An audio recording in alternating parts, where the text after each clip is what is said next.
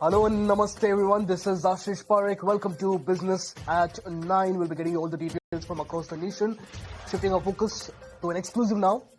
Mehli Mistry may not secure a reappointment as trustee. Remember, his term as trustee ends on Tuesday. Anurag Joshi joins us with more. Mehli Mistry's term as a trustee of Tata Trust ends on Tuesday. Mistry may not secure a reappointment as a trustee, sources have told ET Now. The proposal may fall through due to lack of unanimity among the trustees. Chairman Noel Tata and two other Tata Trust Board trustees are opposing Mehli Mistry's reappointment. Venu Srinivasan, Vijay Singh, both Tata trustees are against Mistry continuing as a trustee, whereas three other trustees are in favor of Mistry being reappointed as a trustee. The Tata Trust last week proposed reappointing Mehli Mistry as a lifelong trustee, and this comes on the heels of Venu Srinivasan renewal of term, which was unanimously passed by the Tata Trust Board, and Srinivasan was allowed to become a lifelong trustee at the Trust Board. The differences among the trustees on the Mistry's reappointment highlights the worsening discord, and a section of trustees, including Mistry, gave a conditional approval last week for appointing Srinivasan, and the condition was that all future renewal of terms for trustees should be unanimous, and should a resolution not enjoy unanimous support, the support of this group, which includes Mehli Mistry, stands withdrawn. Noel Tata was appointed the chairman of Tata Trust last year following the demise of Ratan Tata. Tata Trust owns about 66% equity stake in Tata Sons, the holding company of India's biggest business group. Quoting a major controversy, the Washington Post had reported that Indian officials allegedly pushed a proposal to channel about $3.9 billion in life insurance corporation investments towards Adani Group firms, including financing a $585 million Adani Ports bond issue. In fact, LIC has now firmly denied the claims, calling them false as well as baseless, insisting that all investments follow due diligence and also independent board policies. As of September, as per the data available, LIC's total exposure to Adani companies stand at roughly 4% of its equity portfolio. My colleague Snehi joins us with more details. Well, yes, so a stock to watch out for in today's trade is going to be LIC and Adani Group of stocks as well, after the Washington Post last week reported that Indian officials have drafted and allegedly pushed through a proposal to steer about $3.9 billion in the month of May towards the Adani Group of companies, and LIC has single-handedly financed about $585 million of Adani Ports bond issuance that they had come out with to repay the existing debt in the company.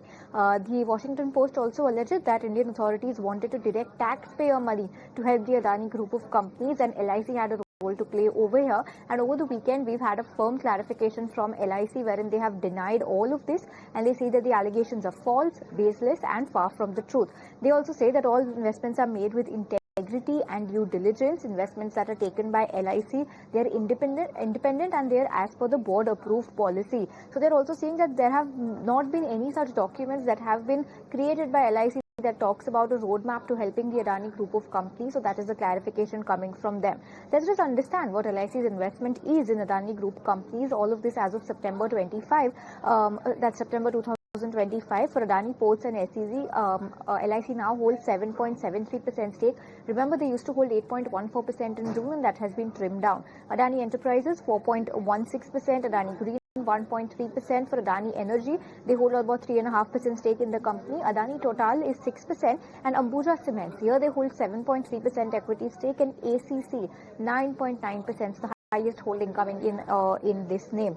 Other than this, if you also take a look at what LIC's top investments are, it's not even the Adani Group of stocks, it's actually ITC, wherein they hold 15.86% stake. For SBI, they hold 9.59%. Reliance, they hold about 7% stake in the company. HDFC Bank about 5%. And the overall exposure to the overall Adani Group portfolio is just 4%. So that's a clarification coming in from LIC, and on the back of that, these stocks are going to be in focus today. Well, that was, of course, the LIC Adani saga. Moving on, Voda idea has also perked up in trade as Supreme Court has allowed reconsideration of AGR dues. Now, the stock, in fact, closed with nearly 4% gains today. Sameer files more report on this. Take a look. the Supreme Court has provided some major relief to the telecom player Vodafone Idea, as it has allowed the central government to reconsider the additional AGR dues, and this may provide some relief to the telecom company Vodafone Idea. Earlier, while hearing the writ petition filed by Vodafone Idea and going through the multiple hearings, today Supreme Court has disposed of the writ petition, but it has allowed this the central government to reconsider the resolution plan or the steps that the central government may looking to provide some relief to the telecom company. In addition to this, the order clearly mentioned that the order is applicable only in peculiar facts and circumstances of the case, given the equity stake and over 20 crore customers of the company. And this was an important note that was mentioned in the order. From the central government side, that was represented by Solicitor General Tushar Mehta, he also mentioned that yes, government is having an important stake in Vodafone Idea, an equity of 49% in the company, and also having a customer base of more than 20 crore. But as of now, from the central government side, no resolution plan or no relief measure was submitted. But with these Supreme Court allowing the central government to look for the policy aspect or some sort of relief, this also gives the hope to the debt-ridden company that in coming time or in future, government may reconsider the ongoing procedure and may provide some sort of relief, and this will help to have a financial stability of the company. So in Supreme Court, the writ petition was disposed of, but there was some relief that was given in the order by the court. In some other big news now, Lenskart is all set to launch a 7,300 crore IPO. This, of course, has been revealed by Piyush Bansal, who is the CMD and CEO of the company. He has, of course, revealed more about the company's investment plans after the fundraise. In fact, the management has also touched upon their key growth levers as well. Take a look. Comes to Lenskart, we have been very particular that the product quality and the product price to the customer both come together, and that total customer experience package creates a 10x, a 10x value for the customer, not an incremental value. So I think our focus is going to continue to give surprising experience to the customer. From a Shark perspective, if I was pitching this on Shark Tank, I would say, this would be an investment into a mission to give vision to 1 billion people. We have only served a few million people right now. We believe that we have the intent, the commitment, the talent and the culture, and investments in technology which will continue to make to eradicate visual impairment like we did polio many years back. And so if please be part of that journey in helping us make the world a better place. And there's lots happening in Riyadh. The 9th edition of the Future Investment Initiative 2025 is all set to take place in Riyadh starting today, and it will now see 15 world leaders, top policymakers in attendance. In fact, the event will also have 230 sessions spread across 4 days. My colleague Anurag Shah gets us more details. Take a look. 9th edition of Future Investment Initiative 2025 is happening in Riyadh from 27th of October to 30th of October, and this year's theme is Key to Prosperity, Unlocking New Frontiers of Growth. So in this summit, hundreds of CEOs, global CEOs are participating from across the world. Global innovators are also coming in for this global summit, and more than 600 speakers are participating in this global summit. 230 sessions are planned for this summit. 15 head of states are also coming for this global summit. So this forum is organized under Saudi Arabia's 2030 Vision Initiatives, and focus of this summit is on sustainability, technology and human development. So these are the key focus areas of this summit, and the discussion will explore topics like artificial intelligence, energy transition, innovation and global trade. So the mega summit, the 9th edition of Future Investment Initiative. One major highlight of this summit is that this FII Institute will unveil 4th edition of Priority Compass Global Survey. So this survey is important because this survey covers 32 countries and 66% of world's population. So this summit will reflect on the global issues also. So Times Network will bring all the details, will bring the interviews of global leaders, global CEOs from 9th edition of Future Investment Initiative 2025 directly from Riyadh. So clearly lots happening there in Riyadh, but lots happening in India as well, where despite global economic uncertainties and trade disruptions, the economy continues to gather strength, supported by robust domestic demand, strong manufacturing as well as services activity and contained inflation most importantly. And this is of course according to the Finance Ministry's monthly economic review for September, which was released today. My colleague Prakash Priyadarshi gets us more details. Well, the government has come out with the monthly economic review report for the month of September. Based on key economic activities during the month gone by, the report has clearly underlined that India's economy gained momentum in the second quarter of the current financial year. In fact, various supply-side high-frequency indicators have shown healthy trend in the economy. Demand conditions continue to improve with the GST reforms, and on the back of all this development, the report has clearly mentioned that the growth outlook for FY26 remains strong.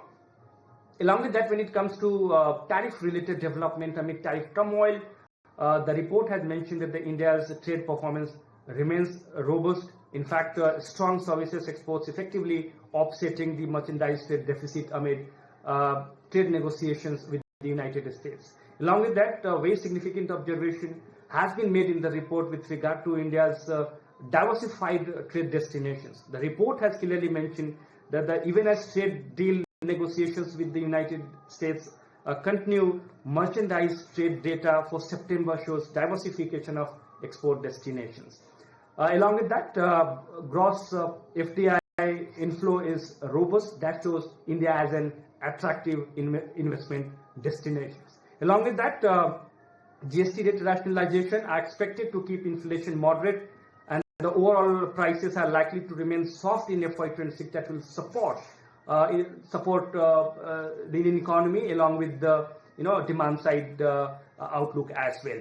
Along with that, the report has also mentioned that there are significant challenges as well coming from the external sector. In fact, global uncertainties warrant caution, and that will continue to affect external demand as well. And some news coming in from the markets now. Dalal Street makes a positive start to the week as all key indices end with gains. In fact, the Nifty ends just shy of 26,000, while Nifty Bank closes above 58,100 mark. Now, broader markets also ended in a positive territory as both the mid-cap as well as the small-cap snapped their second two-session losing streak. In fact, gaining near 1% respectively. Sectorally speaking, Nifty PSU Bank was the top sectoral gainer with gains of around 3%, while Realty and Metal also advanced for 3 straight sessions. Majority of the sectoral indices closed in green, other than Pharma Index, which of course declined for the third straight session, dragged by Wockhardt Pharma. While we continue to get you details about what's happening in the markets, the markets regulator, SEBI, has now proposed to allow debt issuers to offer incentives in public issues to certain categories of investors. Now, this is of course to encourage greater retail participation in the bond market and also additionally to revive interest in public debt issuances. My colleague Ankur Mishra, in fact, joins us with more details. Yes, market regulator SEBI has proposed incentives for retail investors in the debt market, and this has been done of the view that the participation of retail is less and that should be incentivized. And how will this incentive be? The market regulator has suggested that higher coupon rate or discount to the issue price can be given to senior citizens, women, as it is done in FD's case. Remember, in the case of FDs, there are certain categories where banks give incentives for the investment which is done by senior citizen. You may see that at least 5 basis point higher interest is there. In the similar category, in the similar way, now market regulator is suggesting that in the debt instruments, there can be incentives for the retail participation, and therefore the proposal of SEBI has been released in form of consultation paper, in which SEBI has also given a data in which in 2025, if you talk about the NCDs, the amount has dropped to 81.49 billion rupees, which was 927 billion if you talk about a year earlier, and therefore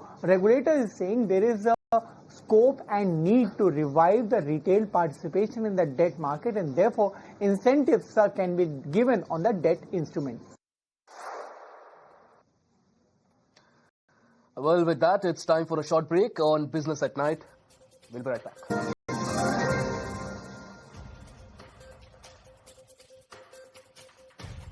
Welcome back, everyone. External Affairs Minister S. Jaishankar met U.S. Secretary of State Marco Rubio in Kuala Lumpur and discussed bilateral ties as well as regional as well as global issues amid ongoing trade negotiations. In fact, the two countries are locked in a lot of negotiations. The meeting took place on the sidelines of the Association of Southeast Asian Nations or Asian Summit.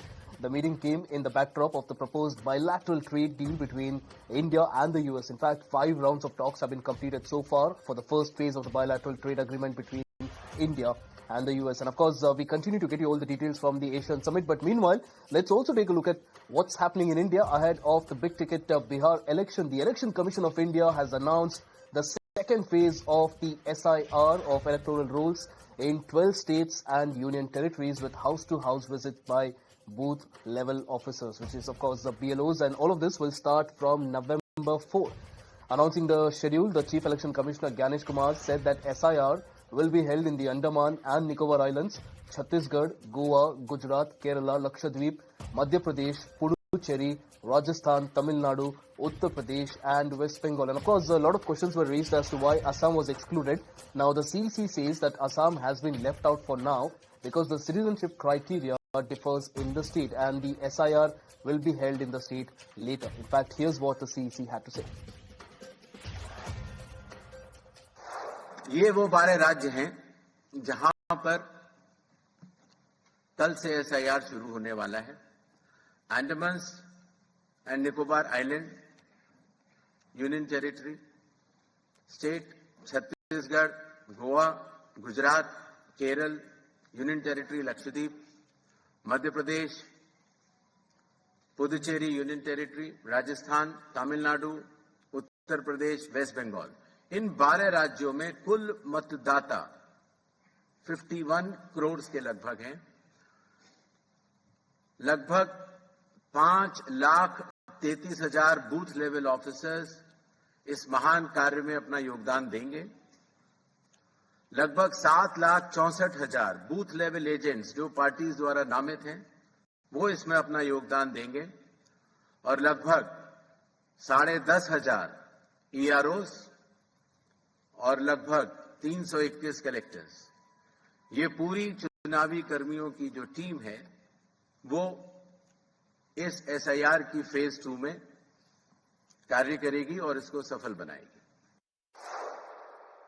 जो list of indicative documents हैं, जिन लोगों का 2002, 3 या 4 की मतदाता सूची से मिलान हो चुका है, उन्हें कोई भी डॉक्यूमेंट देने की आवश्यकता नहीं है.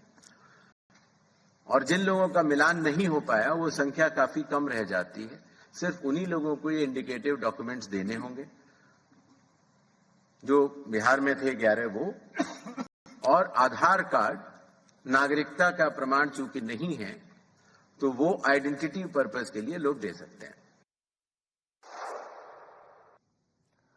And the Supreme Court today directed the chief secretaries of all the states and union territories except West Bengal, Delhi and Telangana to appear before it on November 3. Now, the top court said that officials must explain why they had failed to file compliance affidavits in the stray dogs management case. In fact, a bench of justices Vikram Nath, Sandeep Mehta and N.V. Ajnaria had said that it was unhappy that most states had ignored its earlier directions. In fact, the court also warned that if the chief secretaries fail to appear at the next hearing, penalties or even coercive steps will be imposed. My colleague Harish gets us more details.